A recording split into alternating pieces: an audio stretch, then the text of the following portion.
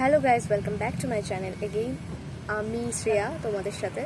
তো আজ আমরা আবার এসেছি কৃষ্ণনগর মাদারসাটে খেতে, আর আমার সাথে এরা দুজনও এসেছে।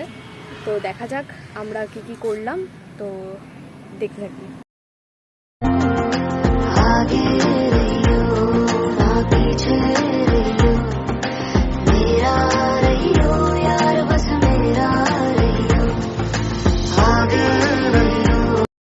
দেখতে দেখতে এই করে আমাদের ডেস্টিনেশনেও চলে এসেছি, যেটা কিনা কৃষ্ণনগর। দেখতেই পাচ্ছ তোমরা সবাই।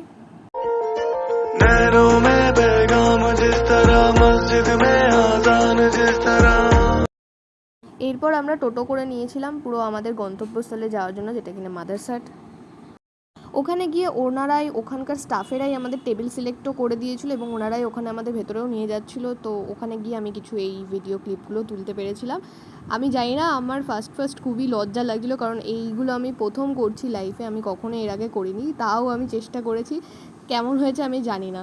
ভিডিওটা আমি পুরোটা করতেও পারছিলাম না, যেহেতু আমি ফার্স্ট টাইম এরকম ব্লগ করছি কোথাও গিয়ে। তো জানি না কেমন হয়েছে। আবার ওইখানে একটা রোবট মতোও চালু ছিল। এইটা মাদারসাটের প্রথম ছিল, যেটা কিনা রোবট ওরা খাবার দিত। समझे ना दुनिया तू तो मुझको समझियो दिल ना। তারপর খাওয়া দাওয়া শেষে আমরা কিছুটা ওখান দিয়ে, মানে পুরো ভিউটা রাতের বেলায় কেমন আসে, লাইটিংগুলো পুরোটা চেক করে আমি চেক মানে কি বলবো, মানে আমি ভিডিও করে নিচ্ছিলাম আর কি। মানে আমি কি বলবো আমি নিজেও জানি না। তো আমি ওখান থেকে ভিডিও করে নিয়েছিলাম। ওখানে অনেক ছবিও তুলেছি।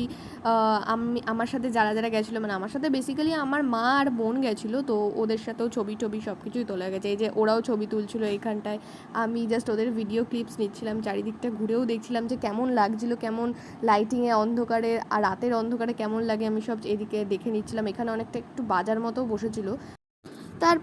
তারপর এই লোগোটা তুলে আমরা আমাদের বাড়ি ফেরার জন্য চলে উঠলাম টোটোতে, এবং আমার ব্লগটা আজকের মতো এখানেই শেষ করে দিলাম।